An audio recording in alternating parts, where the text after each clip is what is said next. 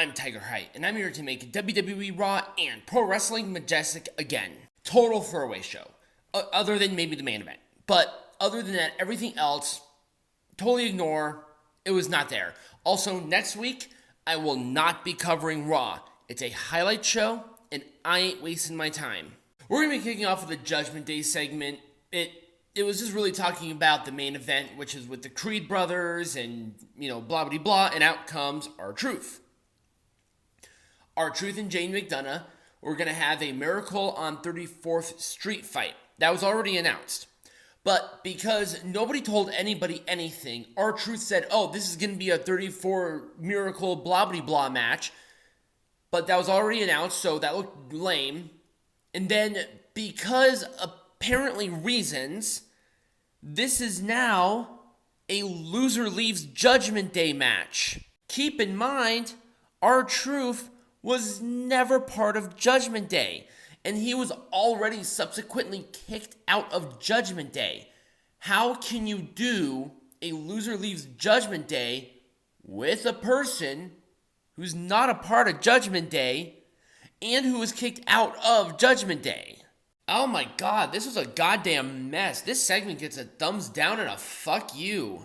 And that led right into the match. I mean, it wasn't later, it wasn't blah blah blah, it was just right here. It was a fine opener. R-Truth looks fucking tremendous. The guy is 51? Yeah, 51, I think. I'm pretty sure I'm close to that age. Or I'm pretty sure I'm actually right, or at least fairly close to that age. But he looks absolutely phenomenal. JD McDonagh is fine, and it was like a weird R-Truth accidentally falling on JD McDonagh to go through a table from the second rope for the victory. R-Truth won. This was his first match back on the main roster in forever, and since his ACL injury. I'll give this part an Orange Cassidy thumbs up, and this is being really nice. And because reasons, JD McDonagh was not kicked out of Judgment Day, even though Damian Priest said, I like that stipulation, which made no sense whatsoever. God, this was a mess. Such a mess. Nia Jax segment with Becky Lynch. I didn't hate this. I actually think Nia's starting to get better at promo. Maybe she was out for too long. Maybe she wasn't ready at that time. But this seems a little more authentic. I think that's the right word. Yeah. I would say this felt more authentic than any of the promos that she's had in the past. And Becky Lynch came out. Nia ran off. They had a little bit of a fight. It's fine. I can dig this. I'll give it an Orange Cassidy thumbs up. Why the hell not?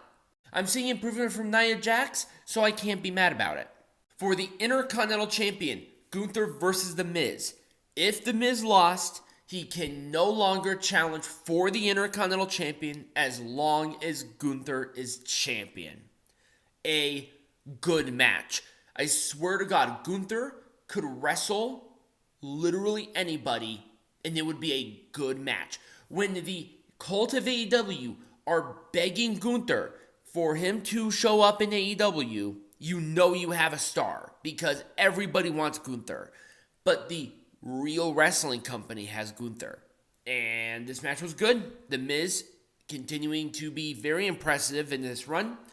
And it was a powerbomb for Gunther to win. Anticlimactic, at least in the ending, but this should have been main event. I'll be honest, they should have waited or at least done it last week for this to be main event to make it feel more important instead of third, fourth segment on the show. I'm going to give it a full thumbs up though. I still like the match. For the WWE Women's Tag Team Champions, Chelsea Green and Piper Niven defending against Katana Chance and Kaden Carter. Once again, a fun match. And I can't believe it. They're new tag team champions. Katana and Chance won with the after party. I don't know why they're not doing that twisting splash thing that they did a couple of weeks ago against Natalya and Tegan Nox. I thought that move was cool. This one's fine, but There's also a lot of mitigating factors that could lead to possible injury here, and it's sort of difficult for me to really emphasize that. So, the crowd was super into this match. It really helped. The match was not lame. I actually liked a lot more than I hated. It gets a full thumbs up. I liked it. Ivar taking on Akira Tozawa. Akira posted a picture of him when he was in, I think it was DDT, and he looked like a totally different person. He was literally whiter and fat. I'm not kidding. White and fat. And now look at him. Other than laying on the ground and wearing a shirt, he's actually chiseled. And he's darker. This looks more like Akira Tozawa than Akira Tozawa in DDT. And that was goddamn what? 10 years ago? God, it's been that long? Ugh, that's gross. Maybe not 10 years ago, maybe like 7. Wait, it was a fine match. I actually liked the contrast of styles here. And it was the World's Strongest Slam from the second rope for Ivar to win. Akira didn't look bad. There was some distraction. Sure. Orange Cassidy, thumbs up. Why not? Seth Rollins segment. Drew McIntyre came out. Got really personal really quickly. It's starting to get obnoxious. Drew McIntyre tried to attack Rollins. It didn't work at first, but then finally Drew got the advantage and slammed Rollins into the steel steps.